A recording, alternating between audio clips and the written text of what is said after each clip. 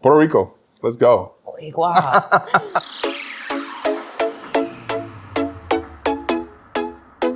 You've been singing for about 25 years and writing for almost 10. What first drew you to music, and when did you realize you wanted to pursue it professionally? Yeah, so music has always been an integral part of what I've done since I was 5 years old. Singing, I actually started singing doing trova puertorriqueña, which is just typical tropical Puerto Rican music from the mountain. And so I've been part of a very musical family, very artistic family. And it was something that always surrounded me. But at around 10, I want to say 10, 12, I really found out that I truly wanted to do this. I saw that I could sing, one, right? And then two, that it was something that I really enjoyed. And it brought me like passion. And so from that young age, I decided to follow it, and it's been life-changing since then. Can you tell us about your journey into worship music?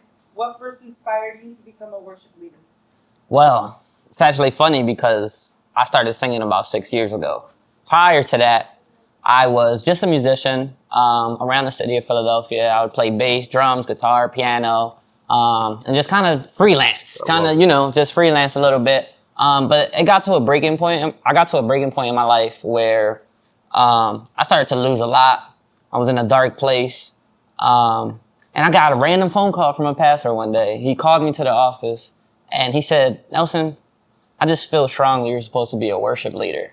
And I was just like, "What are you talking about?" I'm like, are you serious? Like, so I said yes. I took the risk. I took the risk and went. And, 2 weeks later, I led my first worship set.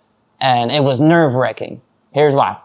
It was actually for one of the top Christian bands out right now, Miedos Marcos, which freaked me out. But after that, I felt like there was some activation for my life, and I'm just grateful that I said yes to that. I had so many other opportunities I could have took in the music world as far as being a musician, but I don't take for granted, saying yes to God and, being a worship leader. So that's how I got here. Coming from Puerto Rico, how has your cultural background influenced your music and songwriting? Oh, 100%. 100%. I think coming from PR, so you have to understand that PR is huge with salsa and all these tropical sounds. And my family comes from that. This is my dad is a phenom, like in like music collection, and he knows the history of like when the song started and who wrote it, and so I grew up with this. Card rides were this, talking about like the history of music, and so I feel like a lot of what I do today comes back to that, like understanding the root of the song, understanding the transpositions of songs and how how it happens, how the process comes about. I think my childhood in salsa, tropical sounds, worship, Pentecostals, like Pentecostal services, all that has shaped and geared how I translate what I feel inside into song and into lyric. And I'm very jealous of that. I'm very zealous of creating something that has meaning, creating something that moves people. And so, yeah, 100%. Nelson, you are of Puerto Rican descent and currently based in Philadelphia. How have these cultural influences shaped your musical style and ministry? Well, first and foremost, being Puerto Rican and being from Philadelphia is like its own breed. If you think about New York, Puerto Ricans from New York, they're like their own people. And so just growing up, I grew up in a Spanish Pentecostal church. We sang a lot of hymnos and older songs and Levanto mi mano. Everybody knows that song. I know y'all know that song. So it's shaped me. That my dad always gave me advice. He always said, "Nelson, never forget your roots." And that's just something that stuck deep in my heart as I grew, as I went into the English world, and kind of, separated from the Spanish world. I've always had that in my mind. Just don't forget your roots because that's what formed you. All those late night services and singing coritos for 30 minutes and, just fuego, fuego, fuego. That's something that I can never forget. And that's something I'll always take with me, the rest of my life. So, Yeah. Julio, you've written over 300 songs. What does your songwriting process look like? Do you start with lyrics, melody, or a specific beat? Don't have a specific way of starting, but I do have a specific way of structuring the song. Usually it starts with melody because I sing 24/7. I'm always singing. There's always something happening in my head. It does not shut off. But I usually start with melody. And then once I develop the melody or I have an idea of where I want to go, then I put words to that melody. And so I'll just like tararear.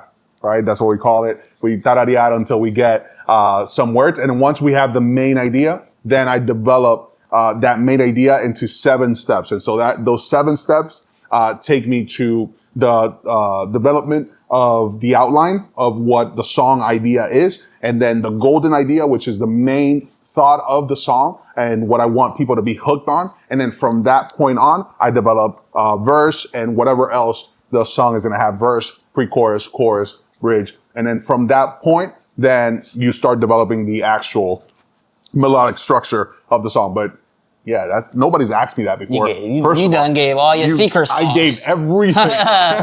No, I still have some in my pocket. But yeah, that's what I do. And God has been gracious to be able to sit down, and I'm always very, even though I've written 300 songs, which hearing it out loud is wild. It is wild. It's wild to hear that out loud. But the reality is that I'm always amazed at the fact that they're not the same. None of them are the same. Everything is new. Yep. And it just speaks to the reality of Jesus in our lives. Like, he wants to create new things, new words, new experiences. And we all of us in this room live different experiences. They're all songs. Yep. You feel me? And so that's what I do. Your latest release, Trae un Viento, is your most personal song. Can you share the story behind it and what it means to you? Trae un Viento I actually wrote that song about 2 years ago when I was going through a really hard transition. Got church hurt, and I was like, I depended a lot on the people and not on God at that time. And that's something I realized. So I sat down one day and I just sat on my piano. I'm like, you know what? Lord, clean me, like restore me, guide me. Because like in that time I was in a place where it was like I was guiding myself and I was only taking myself to a dead end. Right. So when I sat down, like it was more of a cry out to God to just, renew me, make me new, refresh my life, take me into a new season.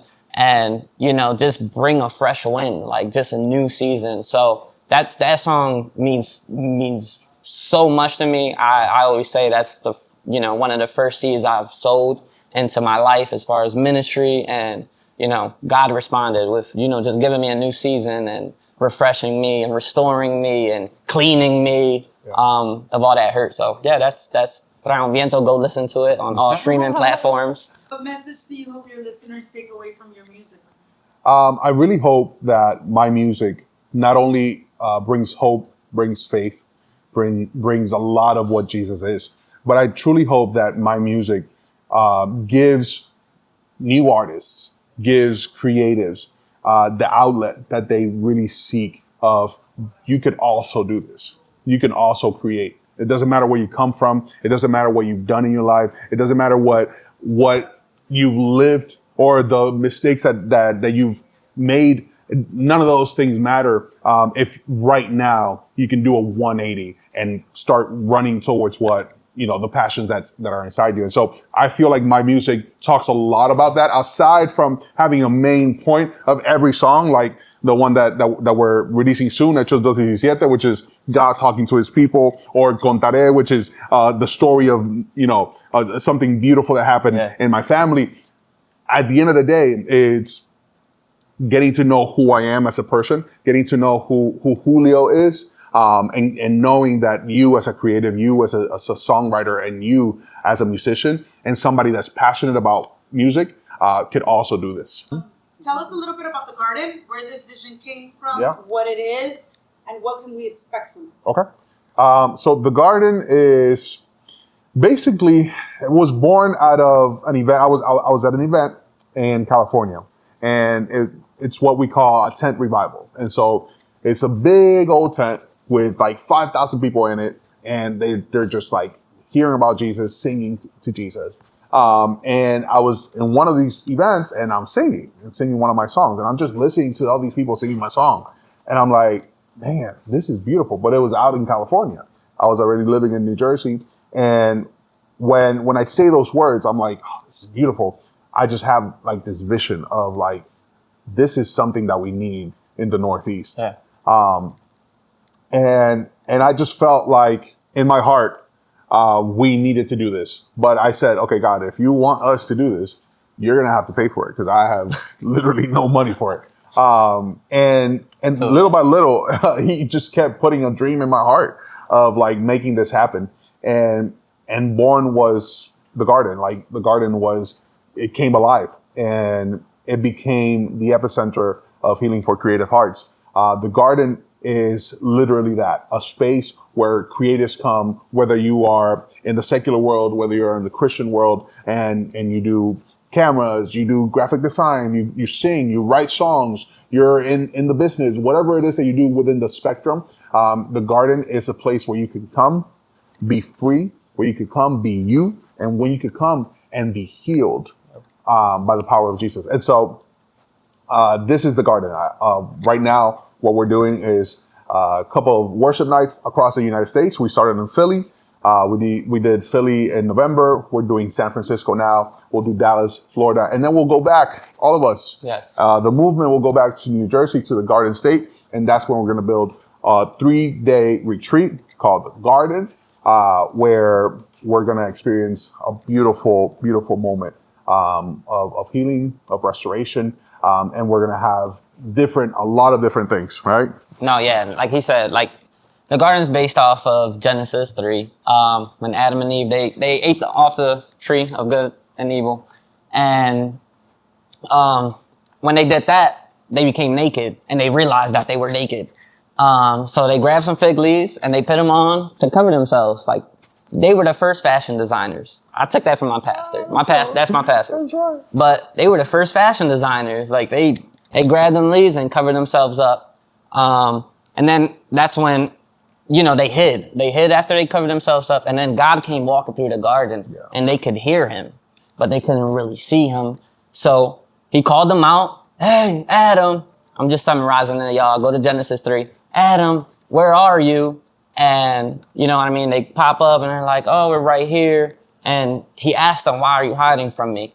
So right there is where it stops, right there. Because what we're doing here is we're trying to help people discover their true identity by removing the leaves they use to cover themselves with. Yeah. So that's what the garden is. There's so many creatives that have been hurt by the industry, by the church, by just people in general, that they became astray and they lost their identity and what the true person they're supposed to be. So this is what the garden is. It's, we're going to do pop-ups. We're going to do night of worships, in different cities, and just create a space where creatives can come and just surrender and heal. And, when we do that 3-day camp in the Garden State of New Jersey, just imagine Camp Rock. Just imagine creatives, podcasters, videographers, graphic designers, everybody that works in the creative aspect of industry coming together to just learn. We'll have people teaching, seminars, we'll have preaching, we'll have worship, we'll have, showcases during this retreat. So it's definitely something that's cooking up and that, God has given Julio to start. And, I'm just grateful to be able to just partner and just be able to just turn this thing up.